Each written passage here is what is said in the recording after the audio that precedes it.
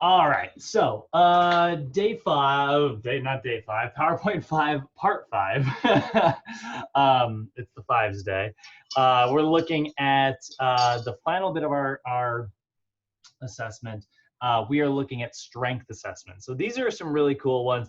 Like yesterday, we talked about performance assessments, how those can be used really just to show like improvement overall, to keep your client like motivated, right? You know, the Davies test, if you get like a 5 touches in 15 seconds, which is not exactly the highest score in the world, um, you know, that's not going to say like, oh man, well, we got to make sure we give this person zone 1 cardio. We got to make sure we pick these exercises, right? Like that's not really the purpose of it. I mean, it does show if they don't perform that well, it does show they lack upper body stabilization. And that's why they struggle with like agility. It takes a long time for them to transition from direction to direction, or maybe they lack core strength, so they don't have, they have a hard time like holding themselves like up in a stable position. So, you know, there's some information being shared there, but really it's just them versus future them. Like that's really the main thing we're looking at. And that's somewhat true for today's assessment, but today's assessments have a little bit of an extra purpose behind them in the sense that they also now will help you determine how many pounds of weight to give your client. So as we're looking at strength assessments, right, these are going to be a category of assessment. These technically fall into the performance category.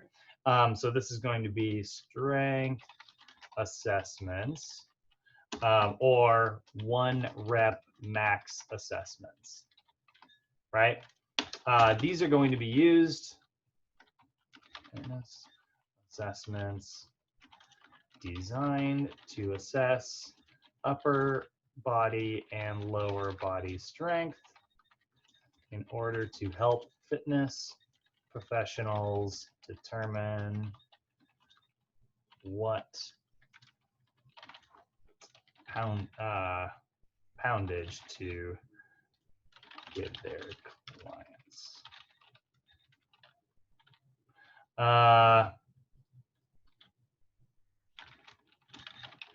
Yeah, we'll use ours. So that'll work, right? So we're looking at when we're looking at our strength assessments, right? We're determining their 1 rep max.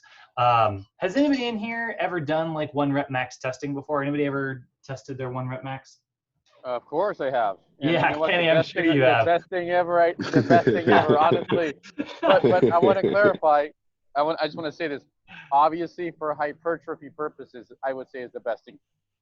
Oh, totally, yeah. Yep. I mean, I would say like it's best for power lifters and then bodybuilders right behind, especially in today's world of bodybuilding. Like, you know, nowadays it's cool. I've said this before, but bodybuilding's kind of gone in like a circle.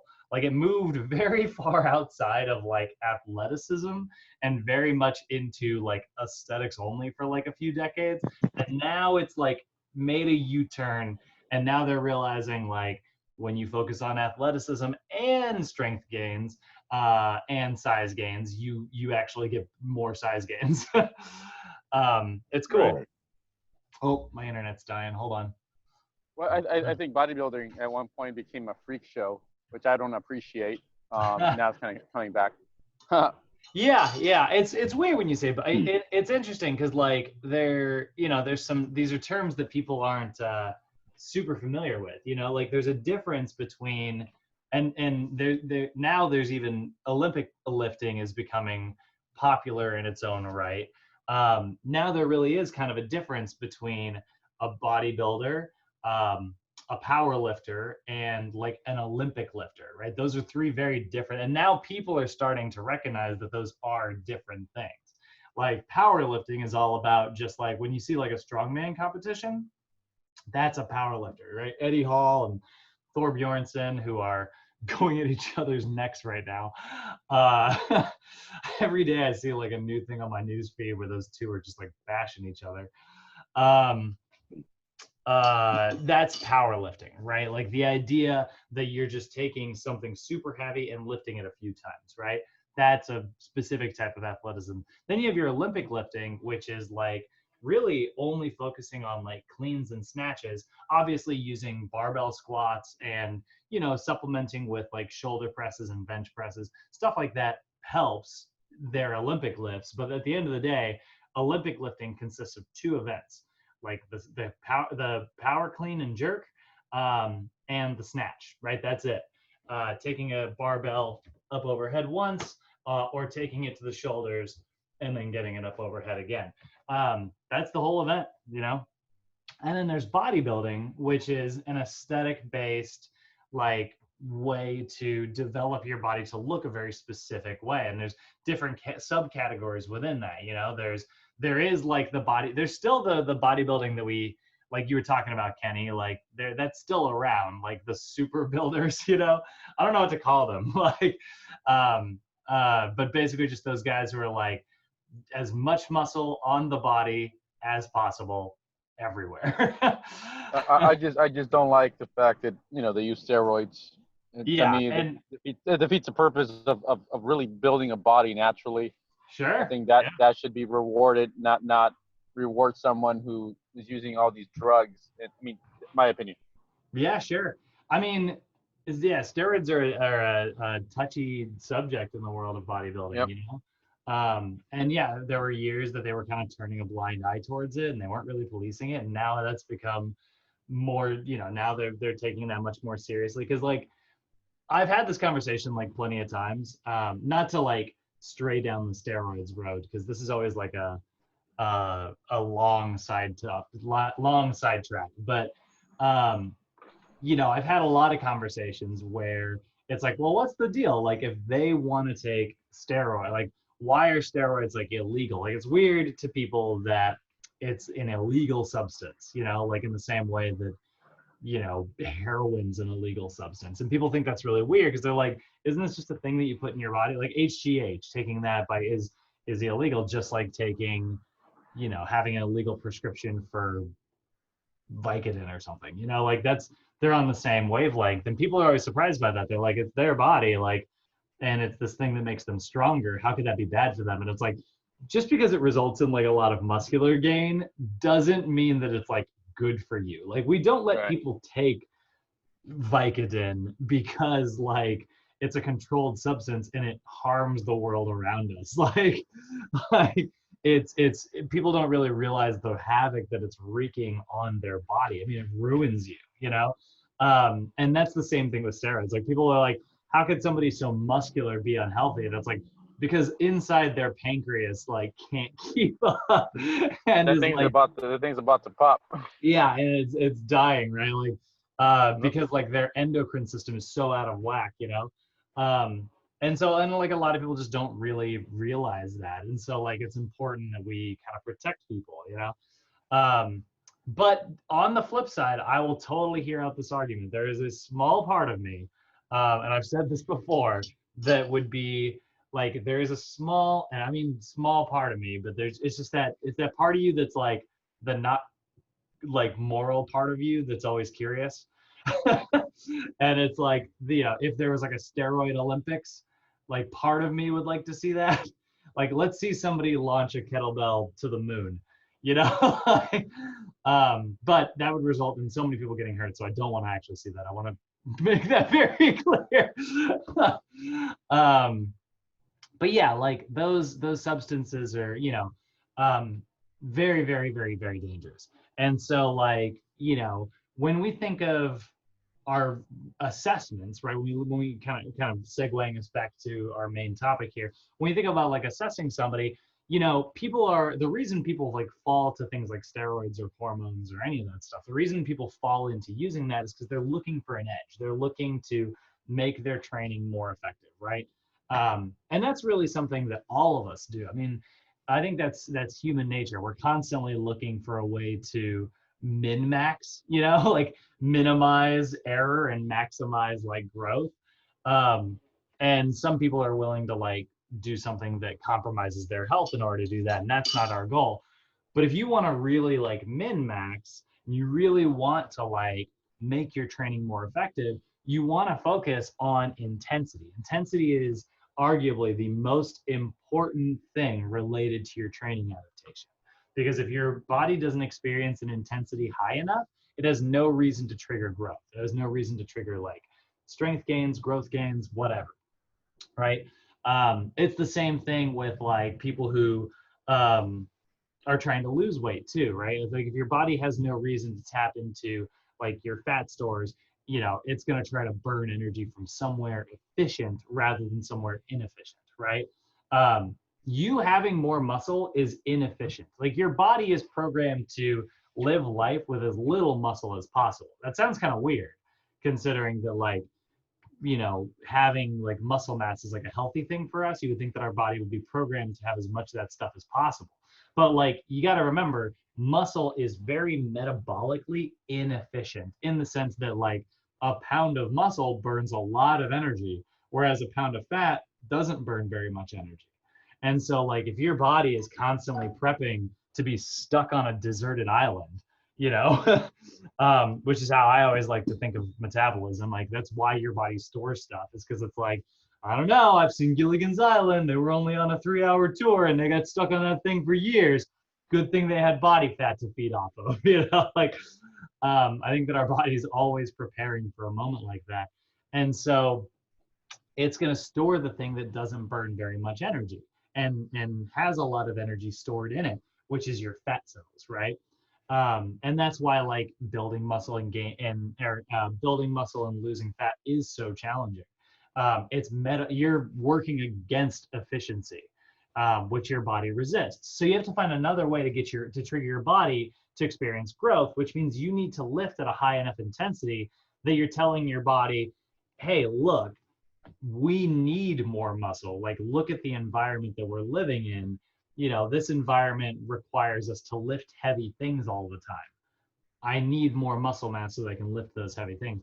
That kind of like triggers muscular growth. Your body is designed to like adapt to a stress like that. And so lifting it at an intensity that's high enough is what's really going to help here. This is another reason why we've been talking about intensity when it comes to like this at-home stuff.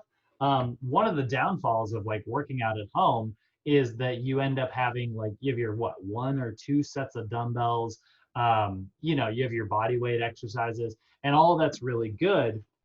But sometimes the reason people don't get the results they want while they're at home is because like, you know, they read a workout online that says do 20 squats, 15 push-ups, 10 burpees, and you know, 5 box jumps, you know, onto your dining room chairs, you know, something like that. Like it says something kind of just simple where it's like 20, you know, it has like a rep scheme, and it's like, oh, that's trendy. Like I can do that 3 times a day for 10 minutes, you know. It's trendy and it's easy, and so it kind of appeals to our nature of like finding a simple magic solution, you know. But the reason like stuff like that tends to not have very much effect, the reason that stuff tends to be ineffective, is because maybe 10 push-ups is not hard enough for you who has a strong chest. And so you end up lifting at an intensity that's really low, and you're doing like an amount of, you're applying an amount of stress that's also very low. Like a push-up is a very low intensity exercise. You can do lots of them, you know. But if you had some version of something that you can only do 1 or 2 or 3 or 4 reps of something, right? That means the intensity is really, really high. And that's really great because that high intensity is what triggers your body to go, oh man, we are in some stress. Let's build some new body. Like, let's make some new muscle so that we can overcome this stress, you know?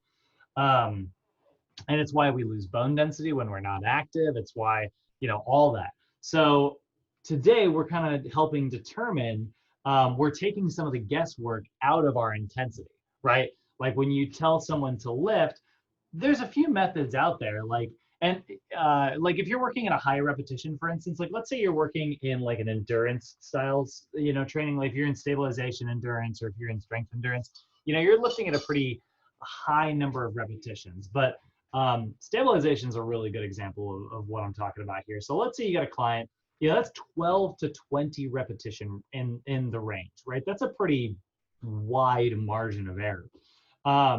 So when you're focusing on it, like I honestly prefer the lower range of stabilization. Like even if I am trying to build somebody's endurance, I personally don't really like going that high over 15. I know that's blasphemous considering I've given you a million examples where I've been picking the number 20 all the time. But again, teaching environment versus the real world. And so like, I personally like a 12 to 15 rep range when I'm like actually working on someone's like endurance. Like if I'm really working on their endurance, sure, I'll take them up to 20. And there's plenty of times where I'll go, okay, we're gonna aim for 12 to 15 today. And so I'll pick a weight that's I'm assuming is gonna land somewhere in that range. But then when they get to their final set, I'll go, okay, I want you to max out. I want you to go as many as you can. Don't stop at 15. And if they get to like 19, I know that like next time we work out, I'm gonna make that exercise harder. And so I'll mark that on their sheet. You know, you guys know me, I love workout logs. Like my clients, I will punish you for not bringing your workout log. That's the one thing that like I'm not a big punishment guy when it comes to like you know, trying to create habit change, but like if I don't have your workout log and I don't know what workout to give you and I don't know the intensities and stuff, I need to just give you a workout that's definitely going to result in some type of like big calorie burn. So I'm just going to make it the world's hardest workout instead. Question, Brett. Yeah. So how would that be? How would you make that harder, in a sense? What do you mean? You mean like when somebody shows up without their book, or do you mean how do I Oh, make it hard when no. they I'm get talking to about no, just as far as the workout itself. Like, yeah, because you said that if it's too easy for them to get to 19 reps, totally. makes Let's it harder start. the next time. So how do you do that? Yeah, let's look at push-ups as an example, because Yep. that's a really good like body weight exercise and it has a lot of modifications available to it, right? Yep. So I would have my client doing like push-ups, right? And let's say I'm focusing on like day one, I have them do 12 repetitions, right? And this is stabilization, right? So they're moving at that 4-2-1 tempo. They're moving real slow. They get the pause at the bottom, right? Their chest and arms should be burning like crazy by the time this whole process is over. So they're Yep. doing that really, really, really intense, really, really, really slow stuff. Um, they get to 12 repetitions that first, like they barely survive, right? Like they struggle and they get that 12th one on the final set. That means that we're right where I want to be. Next workout, they come in, they're a little bit stronger, and they're like, it's like, you know what? I think I'm gonna go all the way to 15 today. It's like, great, let's do it. Aim for 15, right? Yep. So if they can do 15, it's too light. If they can't do 12, it's too heavy, right? That's the kind of where I'm falling. But I've got that like up to 20 little buffer there. You know, if they can do 15, I'm probably gonna make it harder. But I will ask them to go beyond 15. If they get all the way to 20, I know that I really picked a low intensity. So they do it, right? They get to 15, 3 sets in a row. They come in for their next workout. Now we know that like, you know, they did 3 sets at the maximum that I'm aiming them for. So I need to make things harder this time. So for a push-up, I'm gonna start with just a simple progression, right? Think of your regular NASM progressions from our program design class. What do? We start on the floor. Then if it's the lower body, we start on the floor. We move to a balance beam. We move to a half foam roller. We move to an RX pad, to a Dyna disc, to a Bosu ball. So that's all the lower body stuff. So if I wanted to, I could put their feet on any of those equipment. The balance beam is probably not going to do much. But if I put them like their feet on like a half foam roller facing this way, you know, that little bit of instability is going to make them squeeze their core a lot more. And so they're going to have to like take little pauses and stabilize in between their repetitions. RX pad's another one that's probably not going to do a ton of work. But then remember, I've also got my other type of progression, right? I've got like my body part progression. So if we go like to the lower body again, we're looking at going from 2 legs in a stable environment to a split stance in a stable environment. Doesn't really apply to push-ups. To a single leg in a stable environment, back into 2 legs in an unstable environment, split stance unstable, single leg unstable, right? So then I could have them go through all of that equipment like in an with one leg, right? So now they're doing a push up with their foot on that half foam roller and their other leg is up in the air, right? That's going to create some real instability. And I've got the same thing available in the upper body, right? I can go 2 arms stable, and then I can do alternating arms stable. And so like that involves like doing it like this, right? Which obviously doesn't really work with push-ups either. And that's the thing, these progressions are not always going to work with every exercise, right? You can kind of do alternating, like if you do like archer push-ups, that kind of counts as alternating. I've sometimes had clients do that as a progression. Then we have what is it? Where was I at? Alternating arm stable. Then you have single arm stable, and then you go through single arm stable with rotation. Then you go through that whole thing again, unstable, right? So think about all the progressions I've got with push-ups, right? I could take one leg up. Now I don't want to change the angle too much. Like that's I think a common mistake that some people make. They'll make push-ups harder by putting your client's feet on like a bench or something, and then they're at a downward angle. The problem with that is now you're pushing at an angle like this, which is, for the record, a great chest exercise, right? Decline push-ups are fantastic. Actually, they might call those incline push-ups. There's something weird about push-ups. I can't remember. Okay, never mind. Yeah, they had it right. It's weird, like, because an incline press is this angle, but your body is at a decline in order to do that. It's like reversed. So, I think a common mistake that some people make is they'll do push-ups where they'll put their feet at an angle, and it's like, yeah, you made it harder, but you've also kind of like targeted new muscles now. Now you're getting out of the pectoralis major, like the whole fibers. Now you're working just the top fibers, and you're primarily working your anterior deltoid because you're performing more shoulder flexion than anything, rather than horizontal adduction, right? I mean, it's kind of a combination. It's an angle, right? But it's both those things. But you've blended a new joint action, which means you're taking away from that original joint action. So instead, a better modification would be taking one hand up and putting it on like a medicine ball, right? And doing it that way. And then, I usually like to use like a regular hard medicine ball. And then eventually I can make it even harder by making them do like that version. And then they can do a rotation where they reach back into like a T push-up, and then put their hand back on the ball. And that makes it unstable in 2 directions. So it's like a unstable with rotation. And you can do like roll that ball over to the other arm. That's going to make that exercise a lot harder while still targeting the same muscles as before. Does that make sense, Kenny? Yes, thank you. I appreciate that. Yeah. So that's it does get challenging though. Like, don't get me wrong, like bodyweight stuff gets tough. Like I've been doing a bunch of bodyweight stuff here at home, and it has been getting easier and easier. And so I've got to be like really conscious about making sure that like that stuff is as hard as possible. Now, NASM doesn't take a hard stance on bodyweight stuff. It's outside of the realm of like what their focus is. So you're not going to learn too much about like calisthenics. And unfortunately, like there's just not a lot of study on calisthenics out there in the world, which is probably the reason why you're not going to see it in your regular textbooks or most texts. But bodyweight stuff is very niche. That calisthenic athlete stuff, when you see somebody do those really cool front levers and all that stuff, that's a really niche category of athletes, but part of it that we are seeing that is somewhat scientifically studied is like rep ranges and intensity. And so people have looked at like trying to apply these principles we're talking about when it comes to intensity here in strength. They've tried to apply that to body weight stuff. And in general, the rule of thumb is this.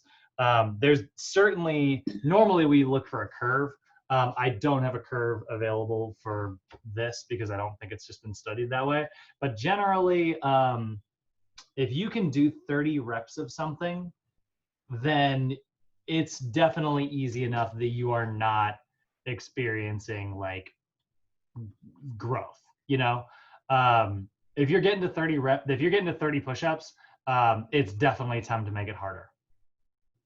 But at the same time, if you can't do 12, it's definitely time to make it easier. So if you listen to a lot of traditional calisthenics athletes, they believe in a range of like 12 to 30. Whereas NASM in our normal world, we're usually talking about 12 to 20. And that's just because like we don't go below, NASM believes that like we don't go below, oh God, what number is it? 50% of your 1 rep max in order to see like growth. Some calisthenics people that have studied it have noticed that you can still experience growth around 30% of your 1 rep max. So those are some differences there. Maggie, it looks like you got a shoulder angel. Your conscience is talking to you.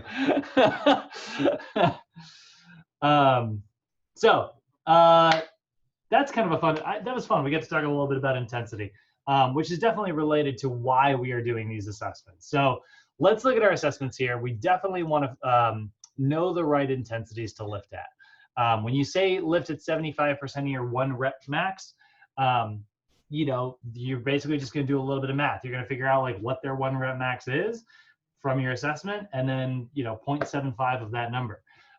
So our first one we're looking at is the bench press assessment. Here's the thing about this assessment, by the way, and this is about both of them. So we're going to call it the bench press assessment. You will sometimes also hear this referred to as the upper extremity strength assessment, which is very misleading considering that you have more upper extremity strength than just pushing with your chest. But like, I don't know why they do that. They are going to use these kind of interchangeably. So our 2 primary ones are going to be benching and squatting. Obviously, there's other ones. Bench press assessment. And then I'm going to put this up here because sometimes you'll see test questions. They'll label it this way: upper extremity strength assessment. This is one of the mysteries that I still have never really gotten to the bottom of. When it comes to like, this is something that I would love to like call Mike Clark and be like, hey, when you wrote this book, why did you call it this? This is one of the very few mysteries that I have yet to unravel when it comes to that freaking textbook. So it's the bench press assessment, or sometimes it's referred to as the upper extremity strength assessment, right? What about like rowing? Isn't that upper extremity? Yes, it is, but apparently we are ignoring that. So this is an assessment that is designed to estimate the 1 repetition maximum for training intensity purposes. You are basically going to do this to figure out what somebody's bench press 1 rep max is. Things that we need to be aware of. This is a very advanced assessment. Oh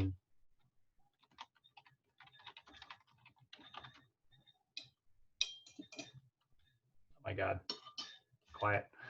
This is a very advanced assessment, and it may not be suitable for all clients. A lot of times, actually, even if you are working in stabilization, like we do, you know, choose 50 to 70% of our 1 rep max in stabilization. So obviously intensity is still lifted there, still listed there. But I actually, if I've got a client in stabilization, I often won't even do 1 rep max assessments, and I will dial in their intensity like while I'm working with them, using that 12 to 15 method that I mentioned. Again, if they can't do 12, I know it's too heavy. If they can do 15, it's too light, you know? That ensures that I'm falling into the 50 to 70% range naturally without having to like do the math part of it.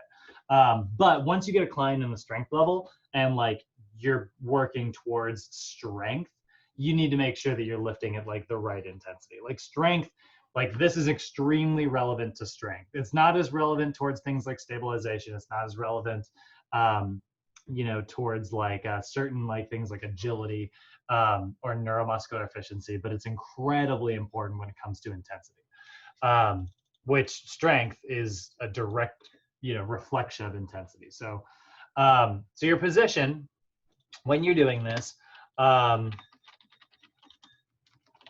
you're going to have position client on a bench, lying on his or her back, feet shoulder width up, feet pointed straight forward. I went straight to the squat there. And low back in a neutral position. Man, this is like, I cannot believe I'm the old fogey in this conversation, but like it is becoming more and more popular amongst like serious powerlifters to do this extremely exaggerated low back arch on the bench press. Like we're starting to see more and more of this stuff.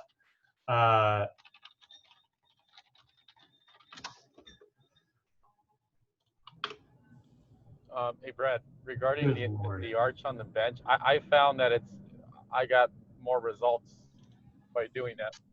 Yeah, we are seeing it becoming more and more and more popularized. So I'm not going to necessarily say that there's no possibility that this is a good way to bench. I don't want to be that person who speaks in that version of an absolute. But here's what I'll say about like this type of arching. You are, when you're doing that, driving your chest a few inches higher. Which means you don't have to lower the bar quite so far. I mean, your arms can obviously still like travel behind you, so that's not an incredibly relevant thing. But you are definitely altering that there. The advantage to this is you are recruiting like lower fibers on your chest, which means you're getting like more of the large muscle, and it's taking some of the work off of your arms. Which is great considering a bench press is like a super heavy lift, you know? And arguably it's not necessarily dangerous if you have like proper stabilization in your spine. Like if you have that range of motion and you're able to stabilize while you're doing it, there is a possibility that it's safe. However, I haven't seen a lot of long-term study on this. And that's really what we're looking at. Remember when we talk about like evidence-based exercise, right? Like that's what NASM bases everything on. It's evidence-based, right? I'm sure there is some evidence that suggests that arching is the prime way to do a bench press. But I don't think there is quite enough of it yet for me to be comfortable saying like that is how to do it. And so like when it comes to doing things, we definitely lay neutrally, like laying in a neutral position is a very natural position for us. So we have definitely eliminated the argument that like, we know that laying supine is safe. Now, could this also be safe? Definitely possible. Not quite enough evidence for me to feel comfortable saying that that's how it should be performed. So in general, like we're going to say like stay neutral. If you have had personal like experience that is like successful, like lifting that way and you haven't gotten hurt, I think that's fine. But I would say like the most cautious thing to do would be to, base things on where there's the most evidence. We went years, a good example of like what I'm talking about right now, that we went years believing that you should never static stretch before going for a run. We believed that for years because of this very famous study that took two groups of runners. They made one of them not stretch at all and then go for a run. And then they made another group do static stretches and go for a run. And the group that did static stretches was the group that got injured more frequently. The group that stretched out got hurt, and the group that didn't stretch did not get hurt. Weird, right? So that led us to believe for years that stretching before you work out is bad for you. Turns out when they analyzed the study, they did like a meta-analysis. They looked at the groups and they found that like they were picking perfect amateurs who had never ever really jogged regularly before. So what that ended up leading to is people who didn't have very good biomechanics, like didn't really know how to run, didn't really know how to control their body very well. And then what you did is you loosened up those people who already had like altered, their body had gotten used to their altered posture, and then you loosened them up to where their posture was supposed to be, but they didn't strength train with them, so their brains didn't know how to control their proper posture bodies anymore. Like they'd experienced so much neurological adaptation in the other direction. And by the way, that is a real thing. That is another reason why we do stabilization first, is because like you're going to get somebody back to a normal, healthy range of motion and a movement, and they're not going to be used to that anymore. Their brain is going to forget, you know, like how they're supposed to move. So those people got hurt. The other thing is they were making them run at like medium to high intensities, which again, when you take somebody who doesn't know how to control like their body anymore and put them in a high intensity environment, they're probably going to roll their ankle. So that is like a study that like led to us believing something for a long time. We still believe that like bench press should be performed in a neutral state, but who knows, in 5 years, we could find that all of us should be doing that super arch, you know? It's definitely possible. However, for now, we are gonna use the neutral versions in text. So low back in a neutral position, and then our movement here, instruct client to, God, the spoon in my coffee is rattling like crazy, and I'm removing it.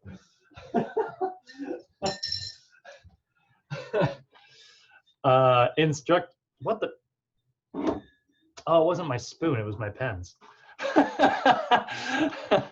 Okay, I'm a dummy. All right, instruct client to warm up with a light weight for 8 to 10 repetitions, then rest 1 minute. Okay, so you're just gonna have your client like warm up, do about 8 to 10 reps. Me personally, I like to do, like, if my client's really advanced, I'll throw a little bit of weight on there. But generally with like a new client, I'll just have them do the bar for 8 to 10 repetitions. I don't really need to go any higher than that. You're really just doing a specific warm up, getting those joint actions, you know, greasing the hinge is what people will call it sometimes. And then what you're gonna do is you're gonna add 10 to 20 pounds, which should equate to about 5 to 10% of the initial load. So basically, like, you're going up 5 to 10% every single movement. That's about 10 to 20 pounds in general, and perform 3 to 5 reps. Okay. Then what you're gonna do is you're gonna rest 2 minutes afterwards. So you're gonna have your client do 3 to 5 repetitions, give them 2 minutes of rest, and you're just gonna repeat that until they cannot complete 1 repetition.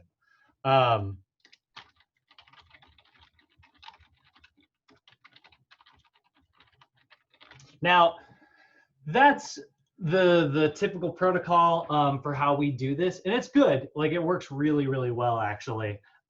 You don't, like, let's say you have a client that, you know, you want to figure out what their strength is, but you are a little concerned that, like, you know, they're a real amateur, and, you know, lifting for 1 rep is just something that you feel is a little risky for that client.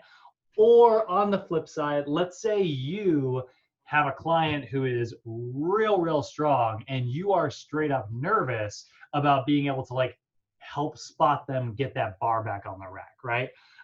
Both of these things are very common. That's okay. It doesn't mean that you can't figure out their 1 rep max. You just have to change how you do this assessment.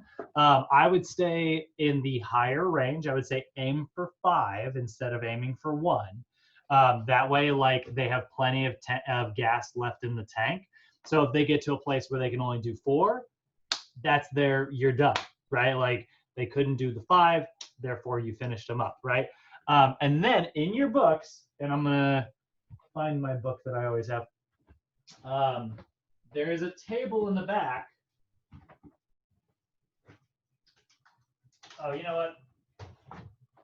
Rather than doing that, I can literally Google it. What am I doing?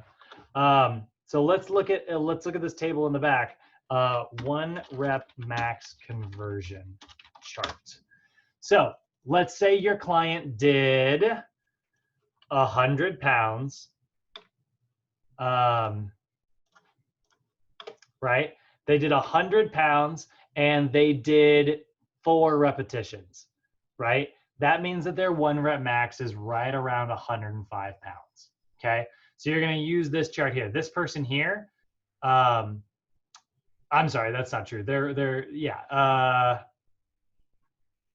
I'm sorry, they did 90, they did 100 pounds for 4 reps. That would have been this box here. That means their 1 rep max is about 110. So let's say they lifted 250 pounds and they did 6 reps. That means that their 1 rep max is in red and therefore impossible to see. I think it's probably like 295. Freaking thing. So that's how you're going to use this chart. So if you are worried about being able to like help your client back with that bar, you can do a higher repetition range, and then that way you don't have to have them lift at such a high intensity, and you can convert it backwards. Now that you've got their 1 rep max, you're going to write that number down, and let's say you want them to lift at 70% of that, whatever number you came up with times 0.7, and that'll put you right in the ballpark. Now, my one little note about this does get less accurate the higher the repetitions are. As you move into like super high repetition ranges, or even if you get to around 12, it starts to become less and less accurate. So you might do the conversion and then do the math and then give your client, let's say 80 pounds for the sake of, and then they're like, oh, I could probably do a couple more reps of this. It's like, okay, great. Well, we'll make it 85 pounds, and then you just fall back into that, raise the intensity, right? But it gives you a pretty good ballpark of where to work from. But yeah, Maggie, I saw your face when I was like, super heavyweight, and you're like, how the hell am I going to lift 300 pounds, and help somebody rack that? First off, remember, you do have that person helping you, but you don't have to quite always go straight to their 1 rep max. Question, Brett. So the what would the number be if we're talking about reps to really find that number out? So would 4 reps be the one that we can go with, or what's your take like on I said, the ideally you're going to get to 1, right? Like the perfect, the best version. The perfect world, yeah. You know what I mean? But I would say if you can get your client to around 4 or 5, that's not a bad. That's not bad either. Like if you get your client to do 5 and they're like, it's like, hey, if we do another set where I raise this by 5%, could you do another 5? And they're like, no, I was like, I barely made that 4th one right there. I barely made that 5th one right there. And that was it. Cool. You know what their 5 rep max is. Now you can use the conversion chart and that'll help you estimate their 1 rep max. And then if you need to find their 70% of their intensity, which would be their 12 rep max, you can, move the math from there. So it just adds a little extra step. That's all it does. Is there an app for that, or? Oh, definitely. Yeah. There is. Yeah, you could actually, honestly, if you go, I'm on Samsung, but if you have like an iPhone, I would be willing to, all I had to do to find one was type in 1RM and it pulled up an app. I'll bet if you did the same thing on the Apple Store, it would show up. Yeah, and I don't do iPhone. I'm not an iPhone person, but I get what you're saying though. Well, then 1RM, it'll pop right up. Okay, cool. Yeah, it's really nice too, because it'll also show you, that app's really cool because like there's plenty of times where like I'll go to the gym and I'll hit like a new PR and then I'll punch that new PR in and be like, but I PR'd on like a 12 rep day. You know what I mean? Yeah. I didn't PR on like a max strength day, but I was like, well, that's the heaviest I've ever done that weight for that many reps. That's a new record there. So I'll punch that into the app and I'll convert it and be like, theoretically, my 1 rep max just went up. However, again, remember, you've got different energy systems when you move into different rep ranges. So it's not as soon as you get out of 5, your accuracy really starts to decline. And the reason for that is because like 5 reps is very much in that ATP PC system. Then at around 6, you start moving into like glycolysis. And then if you get to like 12, you're moving into aerobic. So now you're really outside of an energy system. So that's why it gets less accurate the more reps you do. Does that make sense? Yeah, it does. It's easier switching energy systems. All All right, so squat assessment, same concept. It's literally going to be exactly the same. But this is called the lower extremity strength assessment, as if we don't also have hinging movements. But again, I digress. Squat assessment. I should be in the digress Olympics. So that is going to be the lower extremity strength assessment.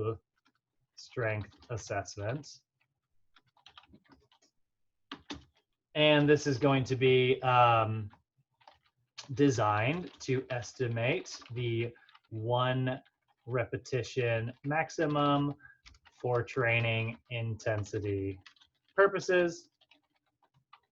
So one is for the upper body and one is for the lower body. Your position is going to be just like a normal. Oh, and this is also an advanced lift that's not suitable. And this is an advanced assessment, may not be suitable for all clients, right?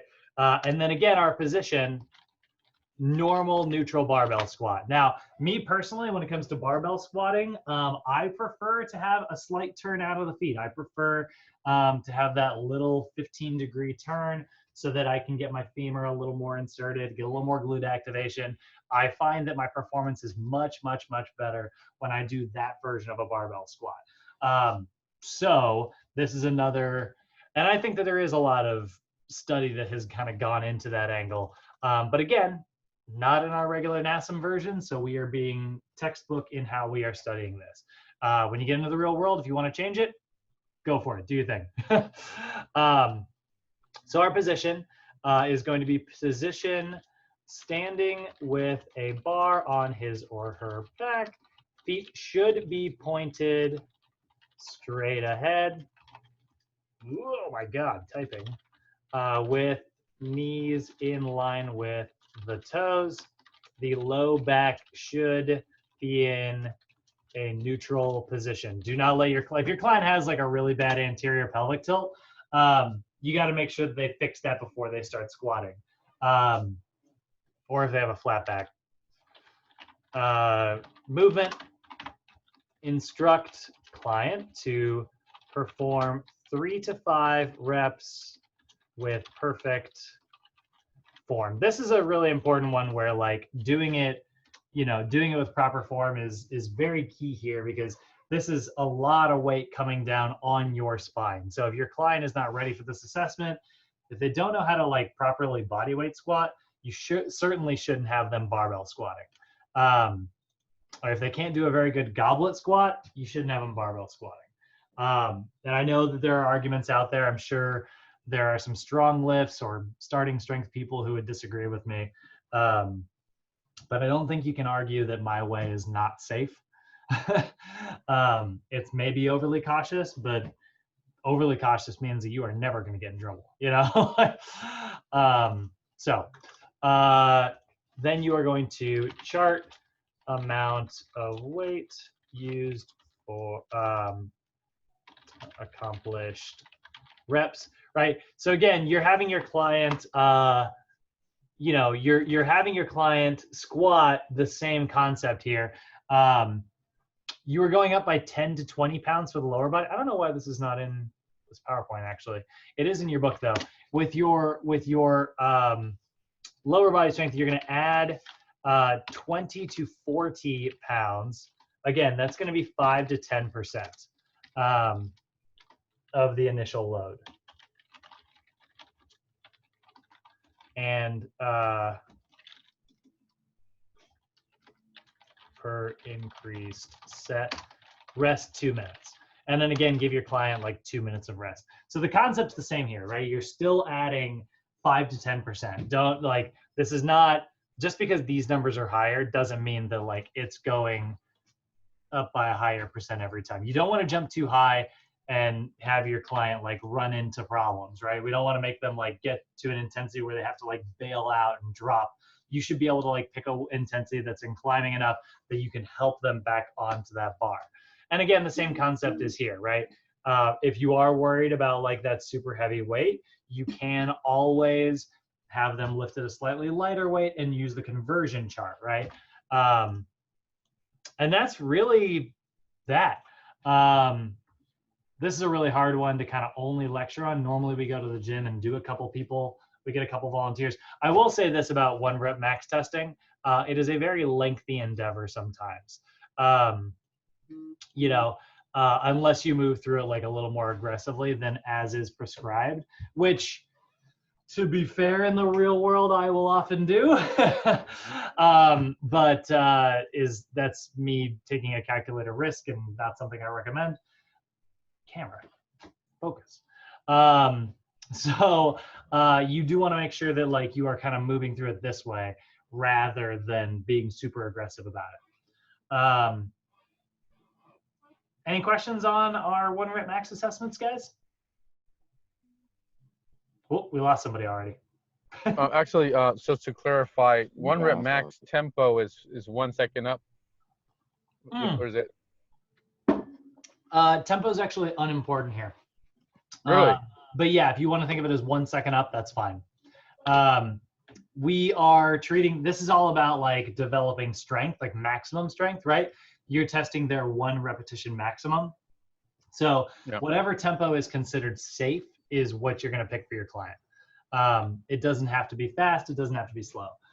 You just want to get your client to get through it. You care about them completing the lift, not about how they're, you know, what energy system they're using or anything like that. The priority is to complete the rep. Okay. So they could be really explosive about it, but as they start to get heavier, that might move more slowly. Whatever repetition is safe, that's the priority. Okay. Good question though. Like that's fun because like, yeah, we do care about like rep tempo when it comes to like developing different types of like metabolism, you know, like when you're trying to develop your metabolism, you need to lift at the right tempo.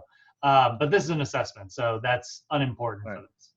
I just thought, I think, you know, based on everything we've learned, in my mind, I thought it was anaerobic, you know, like anaerobic system. Yeah, this will definitely be anaerobic. Like that's the goal of this. Your maximum is always anaerobic because that's what anaerobic is, right? It's your super and high intensity stuff. What I meant is I thought we were staying in that realm, but you said it doesn't matter how you do it. No, yeah, you don't want to move into, I mean, you shouldn't be moving, if you're testing somebody's 1 rep max, you shouldn't be moving into their aerobic metabolism. Right. Because you're lifting less reps than that. All right. Whoops, that's the wrong folder. OPT template. So we got a couple final postural distortions to look at today.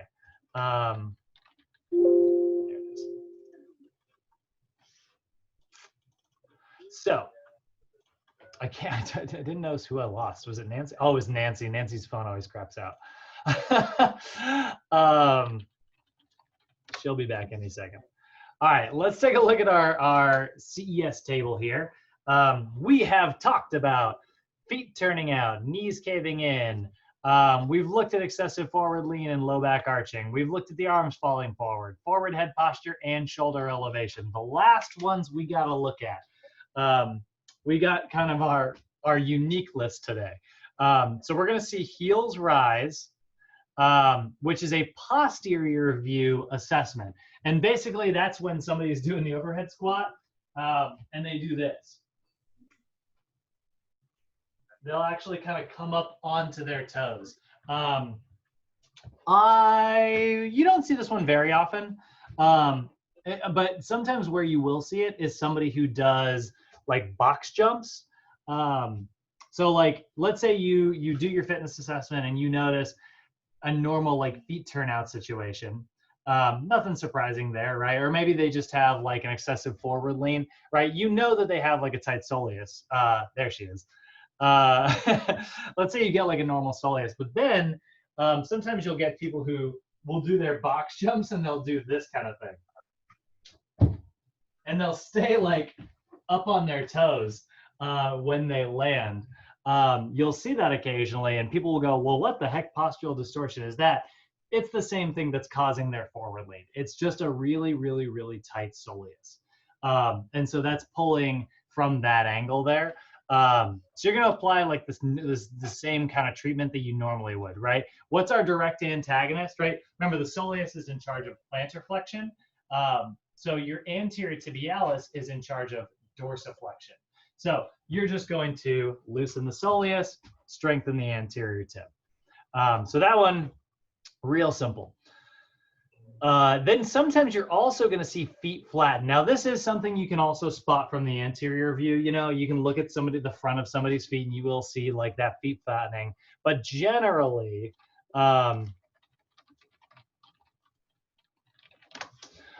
generally, when you see somebody's like foot flattening, it's easier to spot from behind. Oh, that's a low res.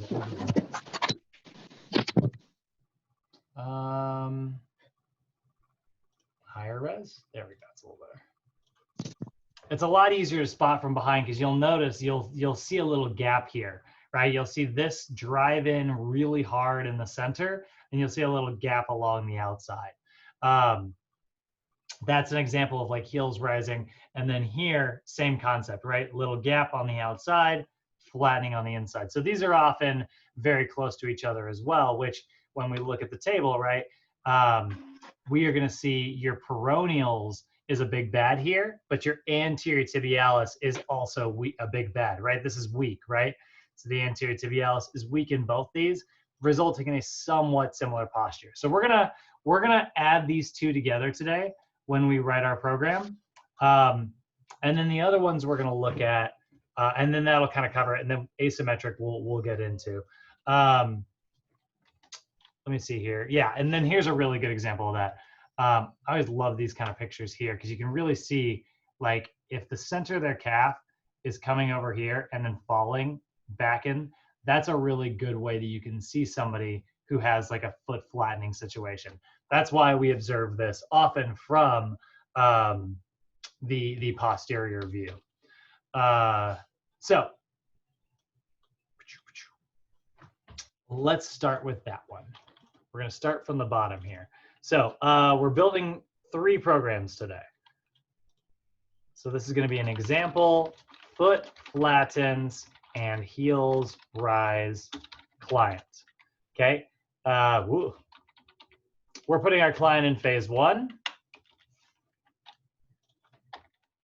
And so if we look at our probable overactive muscles, definitely the soleus and the lateral gastrocnemius, right? So that's turning that foot into slight external rotation. So when we see somebody's foot who's flattening, that is excessive pronation of the foot. So if we go back to our pronation distortion syndrome day, right, we're going to see some serious similarities here. So, you know, the calves are really tight, but particularly the outside portion of that calf, that lateral portion of the calf. But then we're also going to see a new one on the list here, which are your peroneals. Your peroneals are these little tiny muscles that are running along the outside of your shin, and then they're actually going to run around the back of your fibula here, and then they're going to insert onto the side of your foot like this. So when you look, it's a list, right? It's your peroneus longus, your peroneus brevis, and your peroneus tertius. Those are really the ones we're talking about here. Seriously, that's the picture? I just want high quality images from the internet. Is that too much to ask? I guess this will work. So you can kind of see them here, right? And they're running along and then they insert. So when they pull, that is what pulls your foot into eversion, right? That's primarily what this muscle's job is, to evert the foot, right? Invert, evert. It's trying to contract and pull, even though it's really not supposed to. Then we're going to see that biceps femoris short head again. Remember, that's a tibial external rotator. This person is externally rotating into the floor, which is driving the center of their foot down, right? They're being pulled from the bottom over here, and they're being pushed into the bottom on the opposite side, thanks to that hamstring muscle, right? And then we also see the TFL. This one sometimes surprises people because you're like, how the heck is my hip affecting all the way down to my foot? Well, remember, this is actually an internal rotator. And again, this works with your biceps femoris to drive your foot in like that. So if I drive my knee in here, that's pushing downwards on the center of my foot. That's creating that flattening, right? Meanwhile, my biceps femoris is pulling this way, and then my peroneals are pulling my foot like that. So that's what's flattening my foot all the way down. Also, your TFL shares a very common area with this whole thing. If we look at like TFL, IT band, if we look at like all this muscle running down, right? Your TFL ends about here and then becomes your IT band. Meanwhile, your biceps femoris short head is inserting in the same kind of area here. And then that's running down and becoming like your peroneals, you know, from the same area and running down. So it's a lot of like outside of the leg dysfunction that we're seeing here. So we need to SMR the right muscles here. So your peroneals is actually going to be part of that group. So you're going to go SMR peroneals. So how do you SMR your peroneals? Well, again, they are kind of just right along the outside of the shin here. So it's almost like doing a side plank.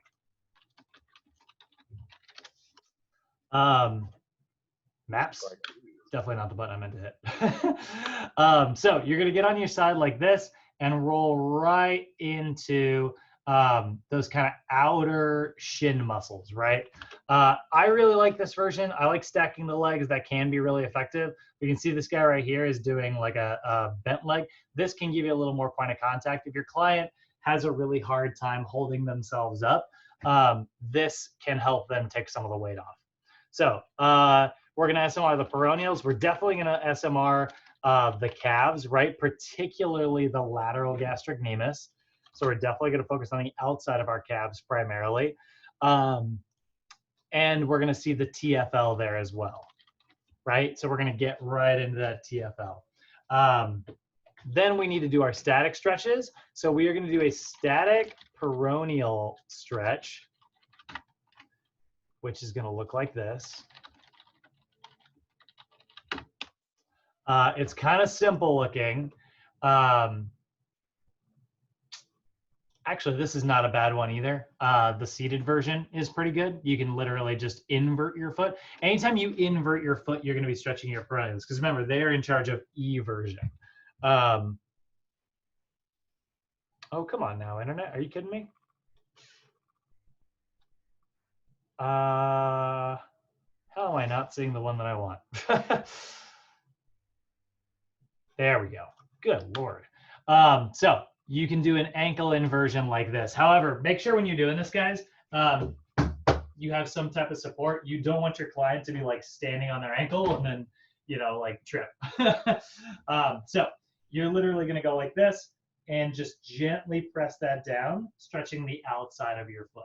Okay. Another version of this that you can do to get the top, you can also take it, basically you adduct your thigh behind you and press down like that. That's another really good version of a peroneal stretch. This is actually my favorite version.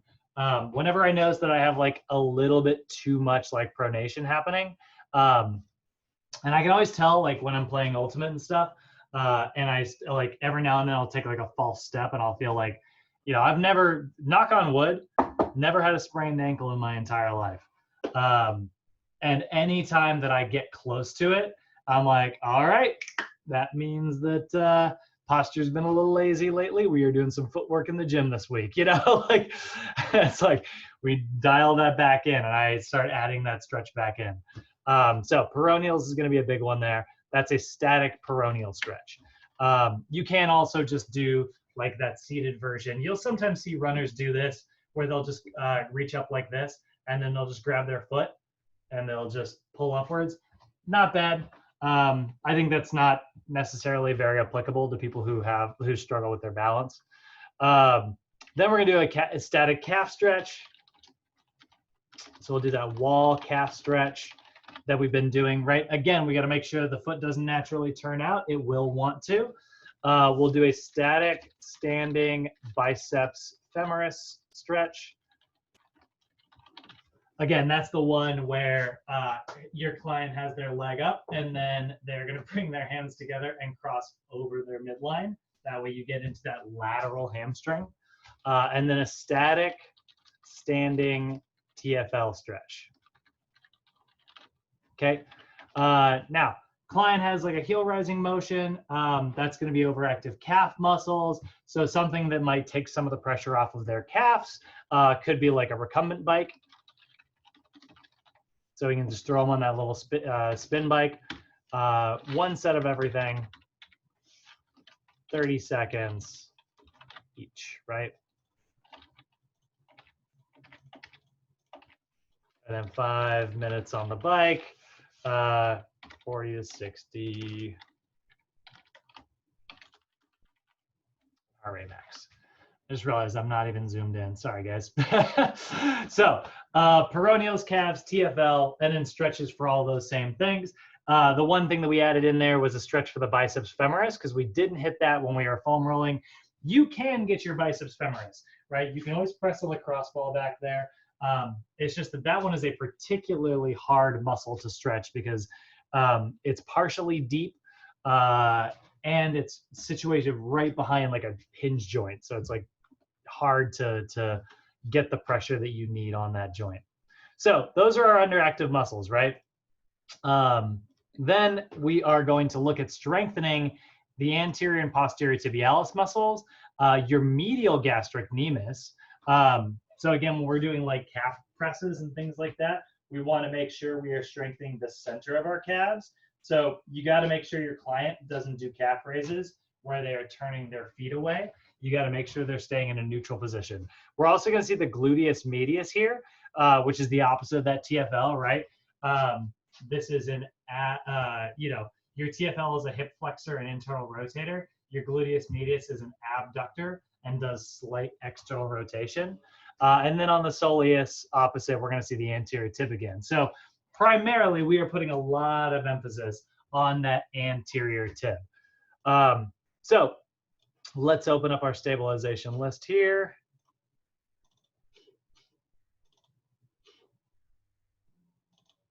So we need to pick 2 core exercises.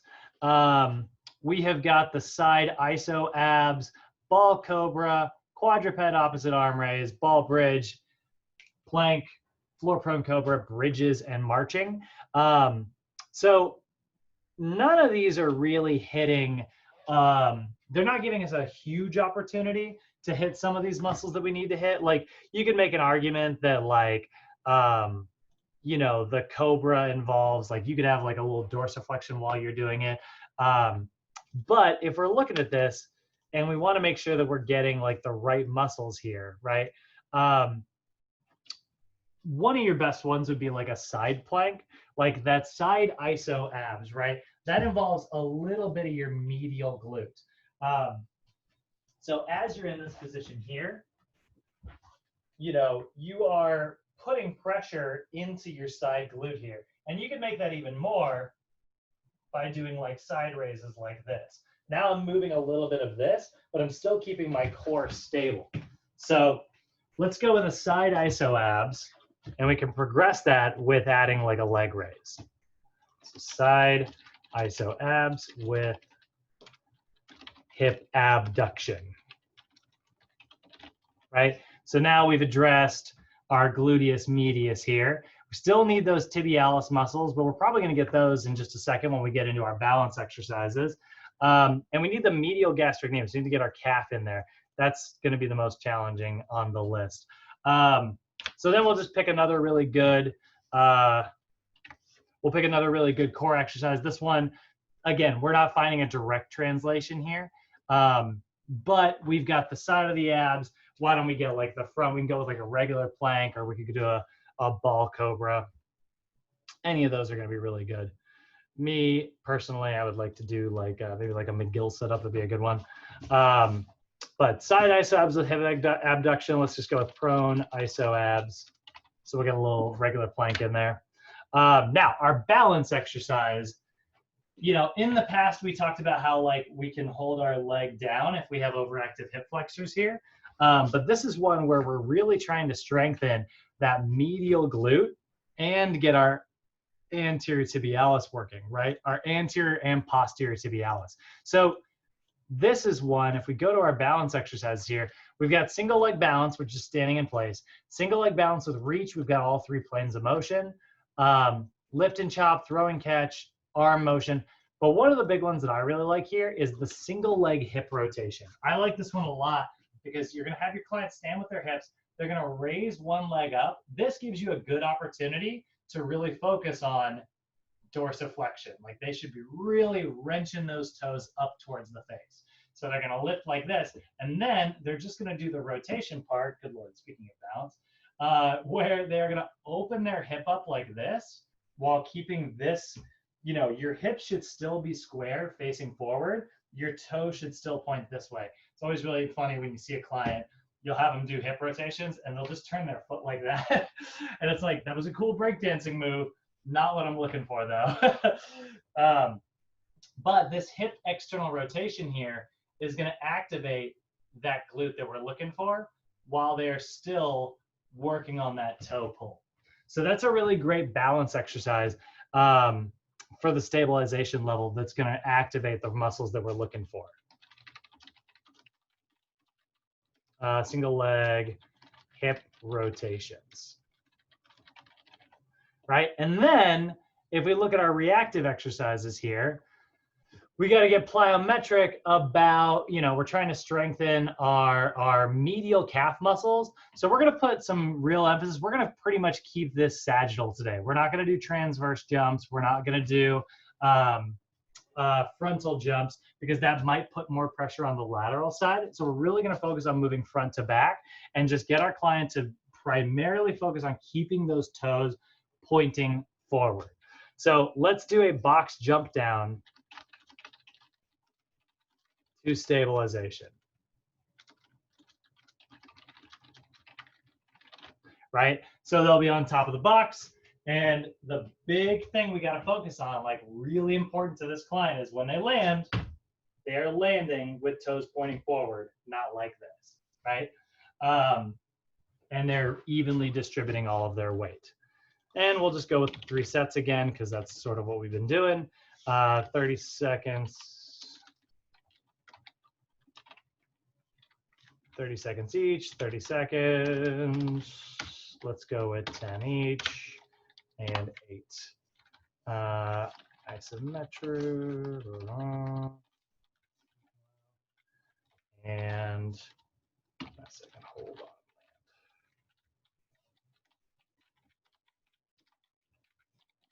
Cool.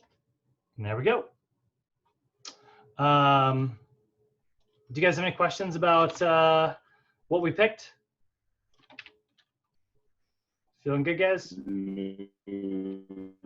Oh, God. Hold on a second. Jay, your internet was being weird. What was it? Oh, it makes sense. Okay. Oh, okay. I was like, woo, robot. That's probably not your internet. It's probably mine. We don't have the most expensive package. And then in addition to that, you know, there's video games abound. So we've probably hit our limit every month.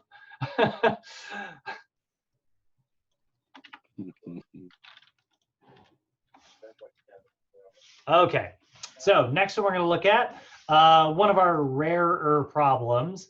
We're going to look at the knees moving outwards. We're looking at the bow-legged posture.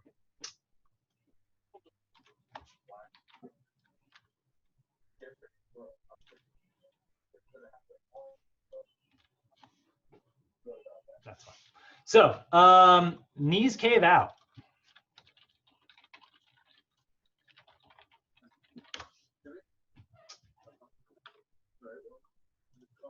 Oh boy, no, that's too much.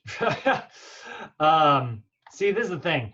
So few people have this problem, and we're constantly telling people to push their knees out, that Google imaging this problem is very, very difficult.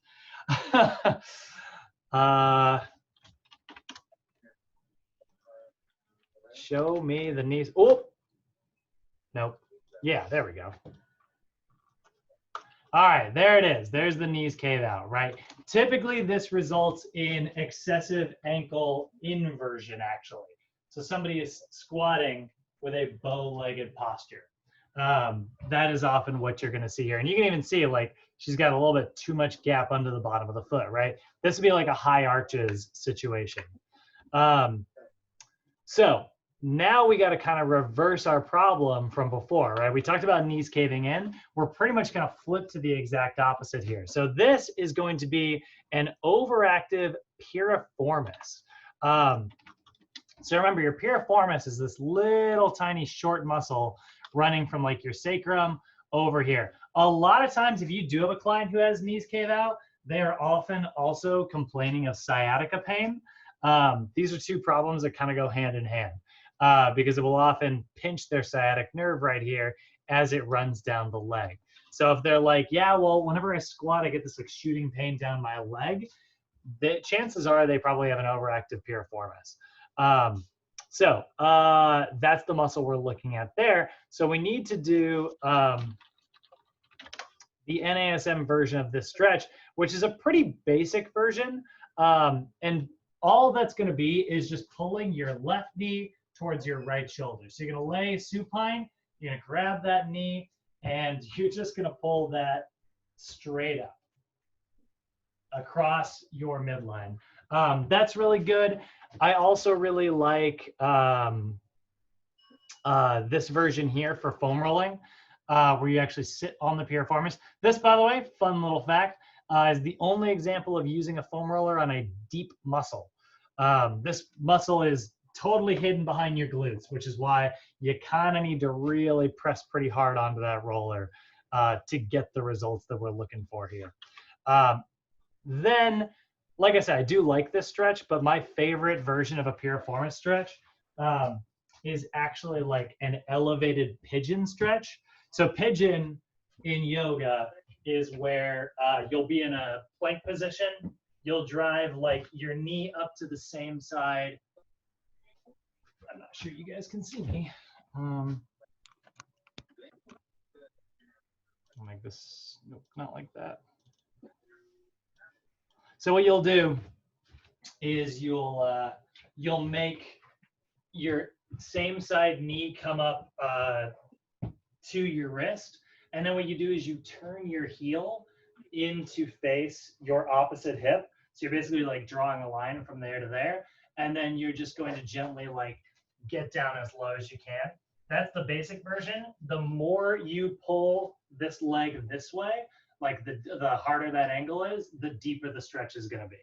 I like that version, and that can be really good for your piriformis. But in particular, my favorite piriformis stretch is actually going to be where you actually use your bed or some other elevated surface, and you are going to line your foot up at a right angle, like so. And then big thing, you'll notice I naturally twisted my hips this way right there. I got to work against that. I got to square my hips up and actually drop. I usually do this on that side of my bed. My dresser is in the way here. And then you are going to gently lean forward. And that's going to be a really deep piriformis stretch. That's my favorite. That's my favorite one personally. I think it's really effective. It's really easy to modify. The lower the surface, the easier the stretch is going to be. So, back to the small version. All right, so piriformis, and then we're going to see the biceps femoris, but it's not just the short head anymore. It's your entire lateral hamstring, right? Again, pulling outwards. TFL is surprising here, considering that your TFL is an internal rotator, right? This one's always kind of surprising because you're like, why would an internal rotator be responsible for my external rotation? The internal rotation part of it is not so much the real bad guy here. It's more the hip flexion part of it. Because remember, your TFL is also acting as a hip flexor, and your TFL actually attaches to your gluteus minimus, that little side of your butt muscle, right?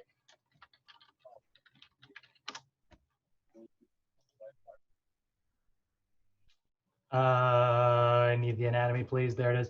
So running from the side of your glute over and then inserting onto that greater trochanter.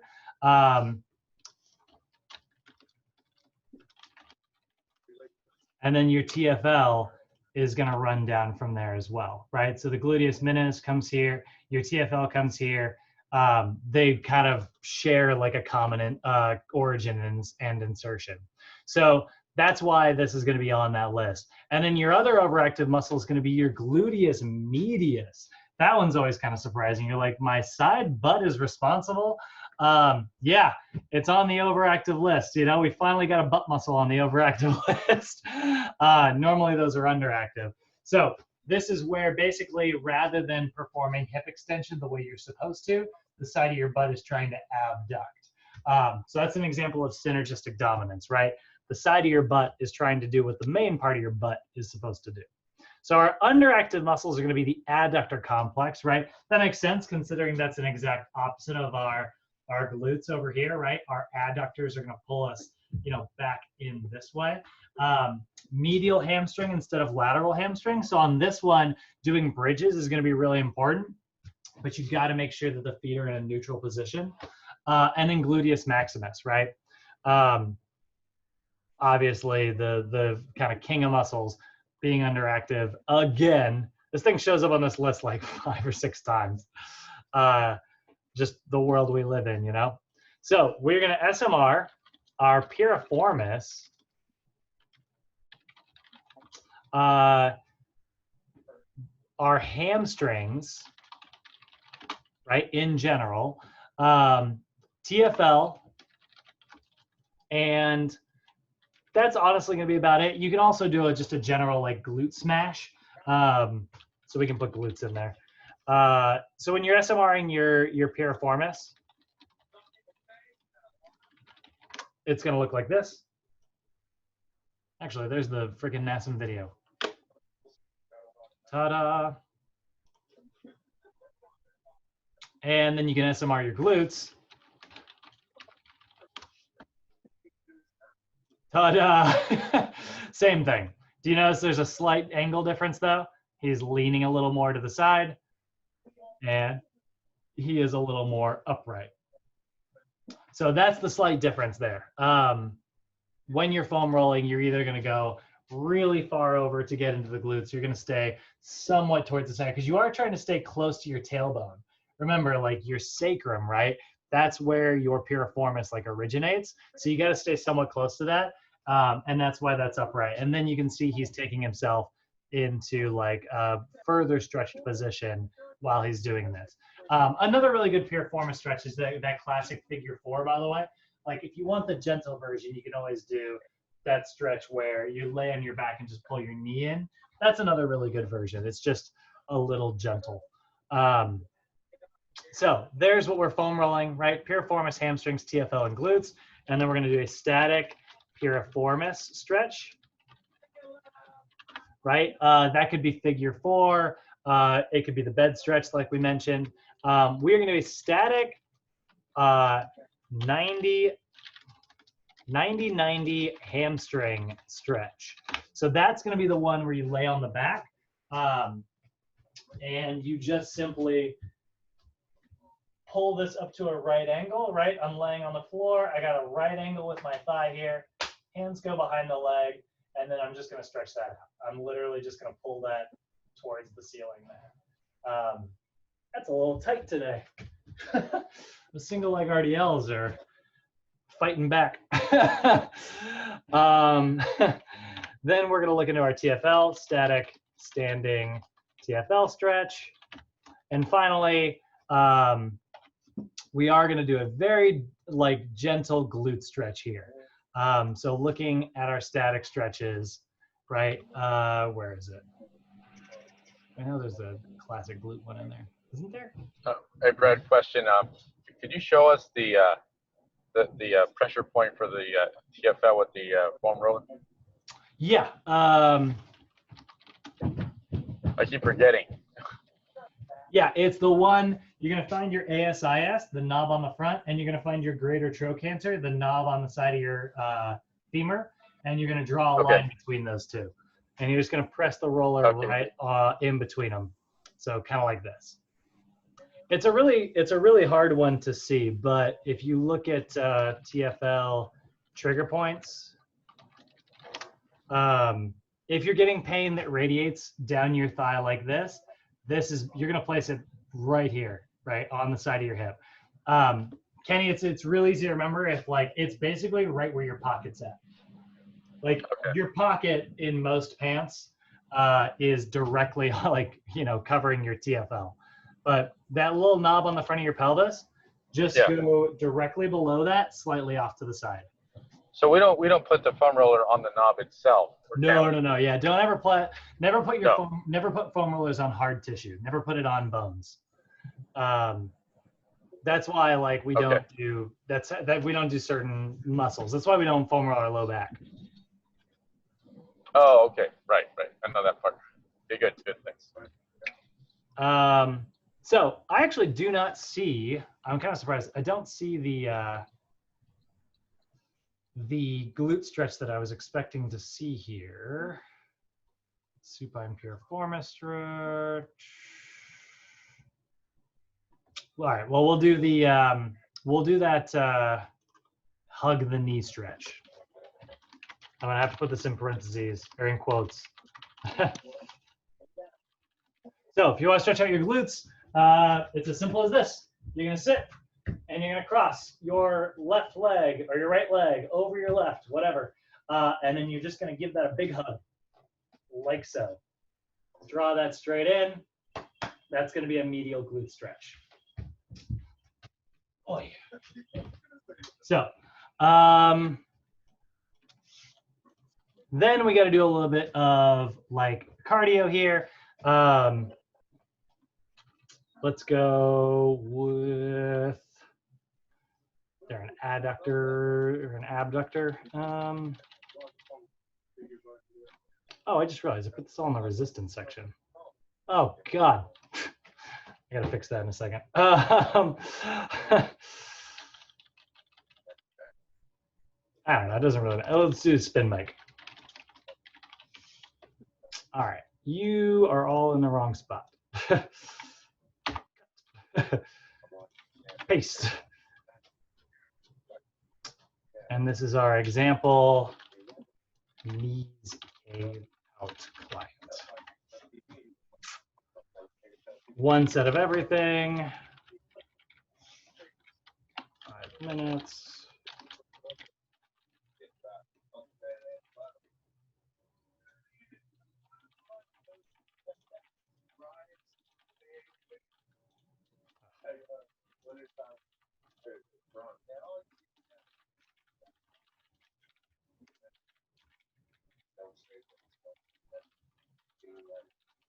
Cool. Now we got to get the core balance and reactive stuff going. So underactive muscles here, gluteus maximus and the medial hamstrings. That is a very good opportunity for a floor bridge. But we also see the adductor complex on here. So we can actually get a really a modification that with the floor bridge here. If you have like a physio ball, right? Those are those little squishy inflatable balls. That is not what a physio ball is. That is a stability ball. The little tiny ones. Are you kidding me? What is this world coming to? Am I just wrong about this? Have I just been living a lie for a few years?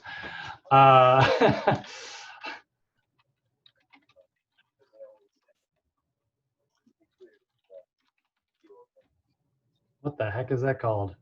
Core training ball? All right, whatever. Anyway, you're gonna get one of these little tiny ones. 90% of gyms don't actually buy these. They go to the dollar store and they buy the inflatable ones for kids because they are exactly the same. But you're gonna use one of those. And this guy is actually doing a great job. He's squeezing in with his glutes right here. I'm sorry, with his adductors right here to squeeze that ball. That's what you're gonna go for. If you've also got like access to like a Pilates ring, where you place it between your knees and adduct, right? So she's squeezing the inner thighs together. That's a great way to fix knees caving out. It's a great way to get those adductors turned on and build that strength. So handy piece of equipment to have if you have access to it. True story, go into the Pilates room, ask your boss to get permission first if you're working in like a commercial gym, and just say, hey, I want just one of them that I can have access to forever. Hopefully they'll give you one. Sometimes the Pilates people do not like to share. I don't blame them, considering that once something goes onto the gym floor, it never comes back. So, you know, I don't blame them at all. But you're gonna do a floor bridge with adduction, okay? So use Pilates ball or ring to adduct the hips, okay? So that's going to be a really, really good exercise. We're getting the benefits of, you know, working on our glutes. We're working on our adductors, and we are working on our hamstrings all at the same time. Then we've also got like a ball bridge, right? Which is this exercise right here. That's a really great way. You can do a couple different versions of this. She's doing like a bridge on the ball where she's actually dropping down and then doing a hip thrust. Great exercise. Absolutely love it. The one we're going to be talking about is the hamstring one, right? Where you're pulling in like so. So she's going to go and bridge like that and then like that. Okay. That's particularly the version we're looking at here because we do have underactive medial hamstrings. Now, you'll notice, like, see this guy right here?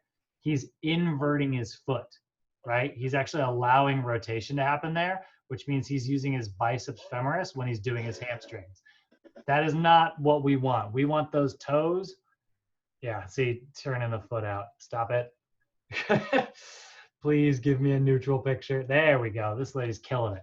So, toes pointing straight forward. That is what we're looking for. Do not let your client invert their foot.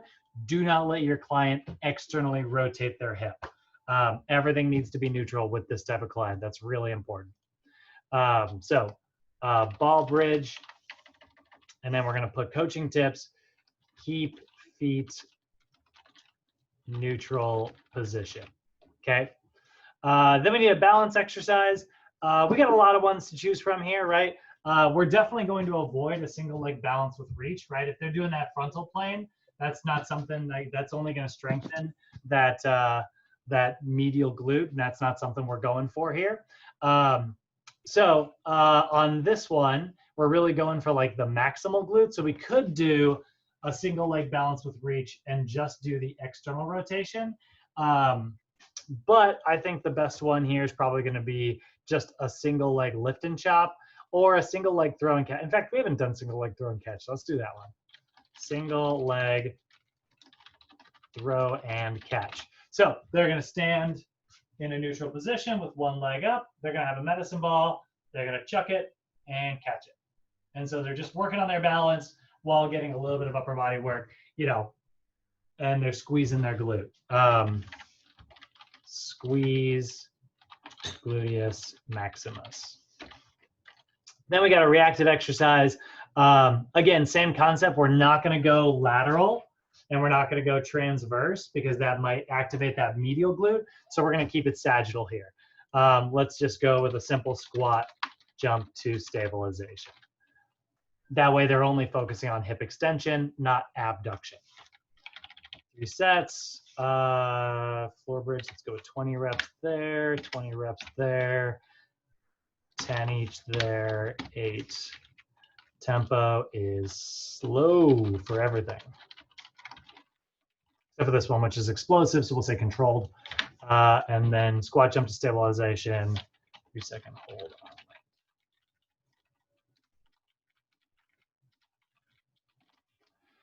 All right, and finally, we throw our cool down on there.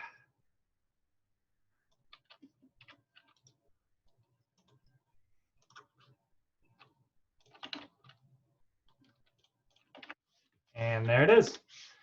All right, we got one more to build today, which I've been saving for last because it is my program. This is what yours truly needs to work on. The posterior pelvic tilt, AKA the butt wink, AKA old man butt. So this is an example of low back rounds. If your client has a flat spine posture or the butt wink at the bottom of a squat. So as they're squatting, they squat kind of like the, you know, when you yell at your dog and your dog goes, I'm sorry, right? And kind of slinks away with the butt tuck. That's what we're seeing there, right? So we see an excessive arch here. We see a low back rounds here. So this is an exaggerated kyphosis in the low back instead of in the upper back. So overactive muscles. This is a posterior pelvic tilt. Anterior pelvic tilt, the pelvic muscles were, I'm sorry, the hip flexor muscles were pulling down in the front. The erector spinae was pulling up in the back, right? This is the exact opposite. This is actually where the hamstrings are pulling down, just like the hip flexors were, but instead, this is happening in the back, so that is pulling down like so. Meanwhile, the rectus abdominis and the external obliques, those cruncher muscles, are actually pulling the pelvis up in the front. So you get this like butt tuck posture, okay? And then your adductor magnus is on here as well. Adductor magnus is sometimes referred to as like the third or the third hamstring muscle. It's like a nickname for it because it does attach to the back there and it also pulls posteriorly. So we need to SMR. Whoop, hold on. We got a comment. Pilates one? Sorry, Nancy, I'm lost on that one. What do you mean Pilates one? The Pilates ring? Oh, the Pilates ball. That comment was from 8 minutes ago. Sorry, I just noticed. Yeah, the Pilates one. So then let's look at low back rounding here. Yep. So, all right, we need to SMR the hamstrings all day, every day. They are evil. SMR the adductors. So hamstrings and inner thighs, right? That is going to be key here. Now we can't SMR our rectus abdominis, right? Like we're not going to be able to foam roll the actual abs here. So one thing that is sometimes also overactive, and it's not on this list, but a lot of times people who have a low back rounding will also externally rotate. They'll push really hard. Sometimes knees caving out and low back rounding are associated. So I'm going to put the piriformis on here. I'll put a little asterisk to mark that it's not on your list. But that is a very common one as well. When people say like, oh, the glutes are pulling down in the back, notice the gluteus maximus is on the underactive muscles list.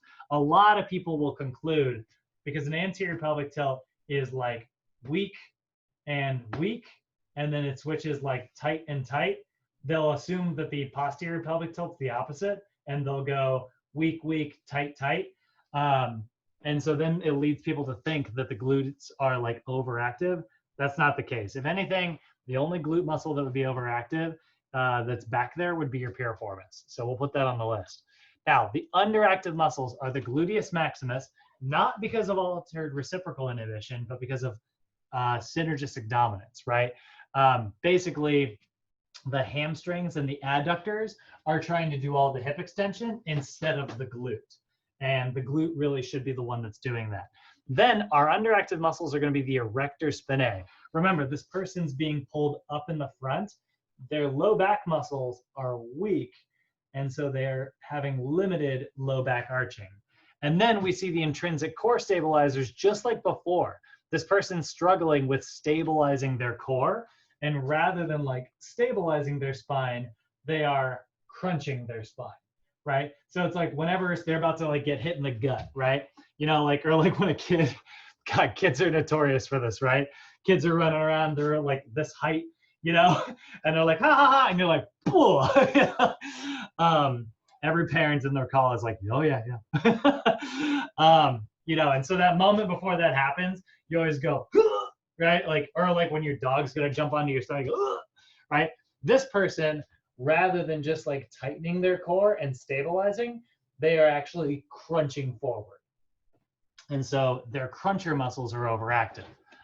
Yes, it is overactive abdominals, something we are very rarely going to see, but it does not mean that they have a strong core, right? Overactive abs doesn't mean strong core.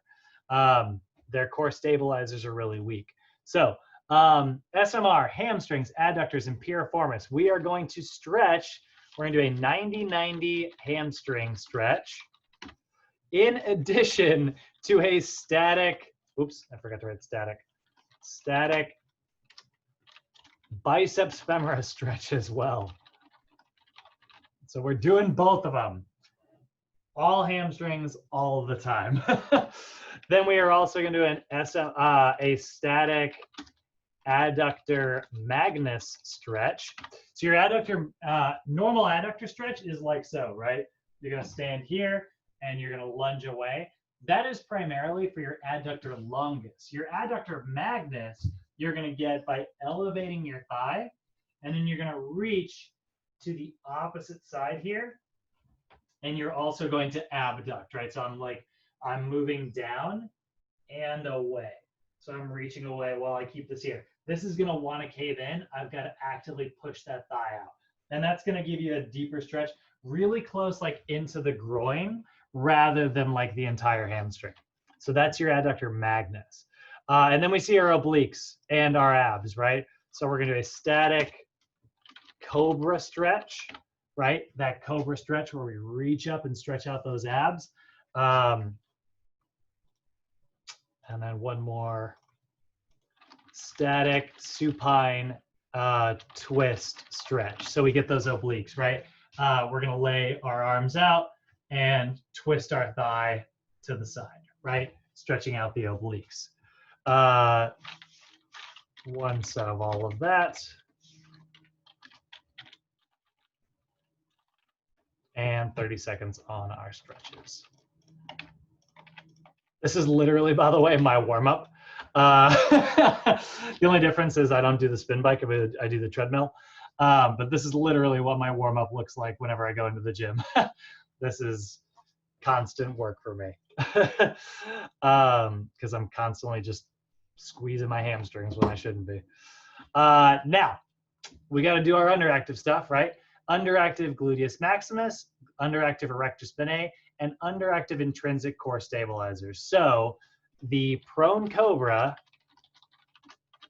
is going to be the best exercise in the world, right? That is focusing on that extension.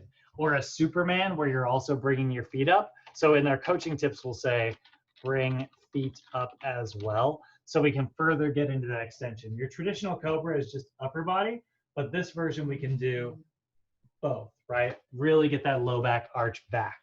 So isoprone cobra is going to be a good one. Then we're also going to look, we know that on the core,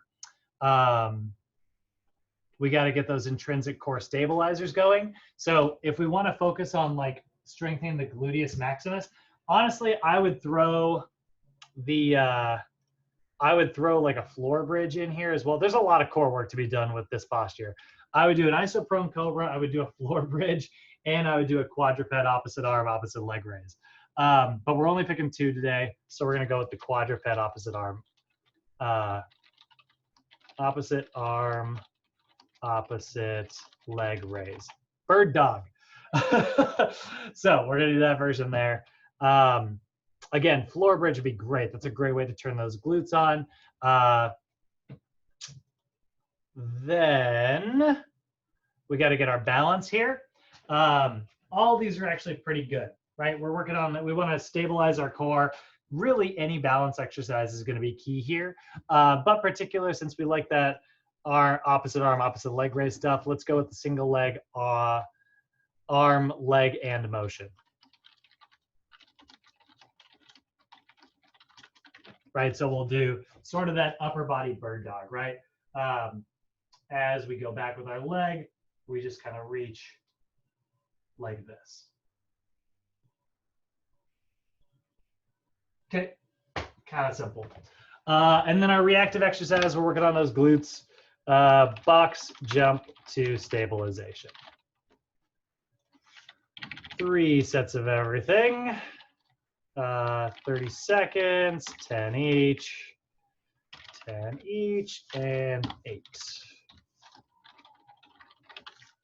Slow, slow. Land. And there it is, guys.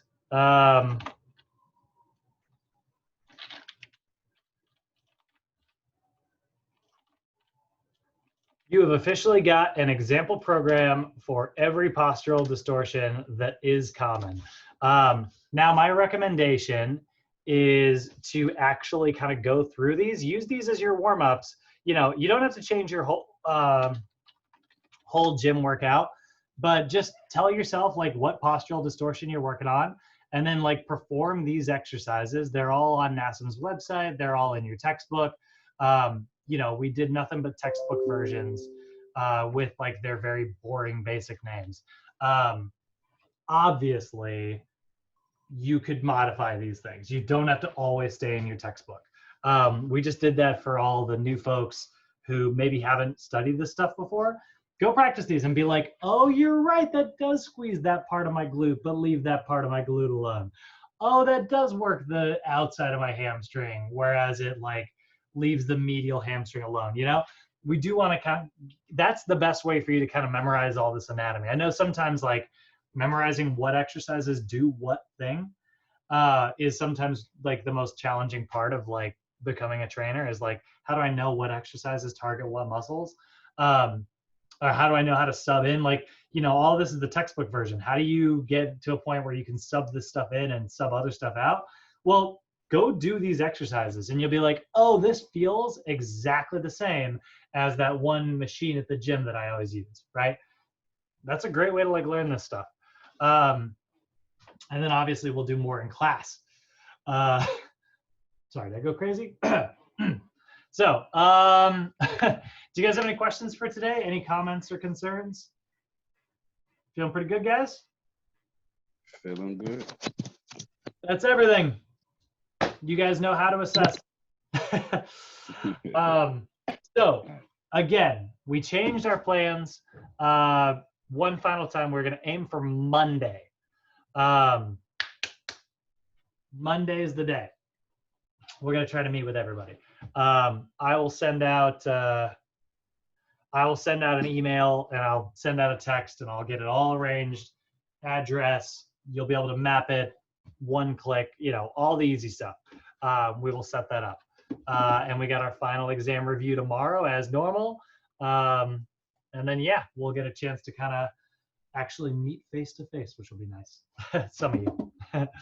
Well, it'll be nice to meet all of you face to face. I'll be meeting some of you face to face. I'll be seeing all of you face to face, and that will be nice for everyone. I'm gonna end this call, so I stop putting my foot in my mouth. Brad? All right. Yes. Brad, I'm sorry, I didn't hear this part. Do we know where we're meeting? Yeah. Van Nuys War Memorial Park. It's halfway between North Hollywood, Sochi, and halfway between Reseda, Sochi. So it kind of hits everybody's needs. What's the cross streets of that part? Van Nuys and God, there's this little tiny street. Is it near Sherman Way though? No, it's much further. It's closer to the 101 than Sherman Way. Okay, It's right off the 101. Okay, that's all I need to know. I'll find it. Hold on a second. I got it right here. It's close to Riverside by the Trader Joe's. Yeah, it's like almost. Yeah, it's almost Riverside in Van Nuys. Okay, I know what park it is then. Huston and Van Nuys. That's this Yeah, little. I know Huston's where this it little is. tiny street. I used to teach over there. Yeah, I know Oh, it is. cool. Okay. I think my mouse is dead. All right, guys, that's about it. Yep, my mouse is dead. So you guys should probably just leave the call since I can't end it without a dead mouse. All right, I'll see y'all on Monday. I mean tomorrow. Tomorrow. See you tomorrow, guys. Have a nice day. Okay. Later. See ya. Okay. Let's see, does Alt F4 work? Hey, there we go. Keystrokes.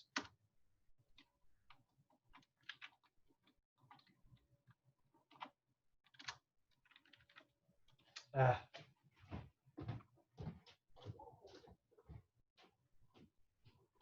Well, I need a battery too.